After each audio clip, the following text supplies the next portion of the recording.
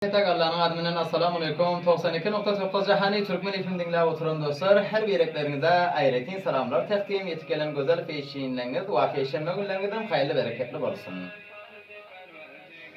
Ayretin salamı dostlarımıza takdim olsun. Her yerde, her jayda dünyanın qaysı küncünde bir keşen taraftan jahan boylap dinlep oturan bolsa, vilayeti Jo'janın 10 sualında radyolarına çağıranıptır. 92.9 Türkmen FM'den ve Türkmen Arzu'dan application tarafından bizlerin sesimiz jahan boylap dinliyor. Ol dostlarımıza hem misafiri ayretin salamlar, hariç kişilerde dinleyen dostlarımıza salamlar takdim. Size biz güzel gepleşik saatdan aman Abdülkebir intizar huzurlarınıza takdim ediyorum. Etiketsiz kısa namada sizlere bizlere koyman ve telefon açıp imkanlıklarınızı bildirip dursanızlar.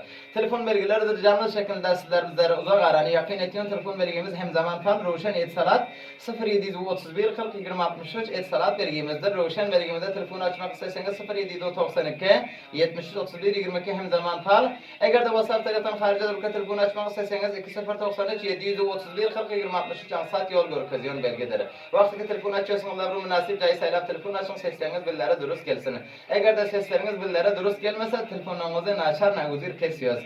Bugün hem güzel bernamamızda taftumatarımız var. Cevap kaytarsanız ödünüze edip geçiyoruz. Her kimde cevap kaytarsa güzel kredi kartlarım var.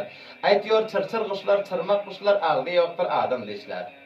Hatmen inşallah eğer de suallarımıza cevap kaytarsanız güzellik kredi kartlarım dostumuz tarafından sizlere yetip varar. Teşekkür dostlar. Bugünkü taftumatımızın güzel soğutam 3 aşıklar toparı tarafından gönderiyor. Her birekleri hak nazar Salcuki, Çağrı Garifler, şair İzzetullah Şoğu tarafından. 5 zapqanı güzel kredi kartlar var. Eğer de bizlerin güzel bernamamızda canlı şekilde izlemek isterseniz YouTube'umuzdan hatmen Türkmen FM'in YouTube'una varın. Bizleri izleyebilirsiniz. Hatmen yatın çıkarmang dostlar. Türkmen FM'in subscribe'ını. Hatmen subscribe edin. Hemişe bizlerle dost olun dostlar. Hatmen güzel bernamalar ve hem de güzel bernamalar huzurlarınıza hatmen YouTube tarafından izleyebilirsiniz. Ve Türkmen Arzu ve Türkmen FM. Türkmen FM mevcut 92.9'dır ve Türkmen FM'in YouTube'undan hem bizleri izleyebilirsiniz. Teşekkür her bir dostumuzdan şöyle Türkmen ipimle buluyorlar ve güzel soğuklarını gönderiyorlar ve has teşekkürlük bildiriyoruz Hacı Neyim İslam'dan.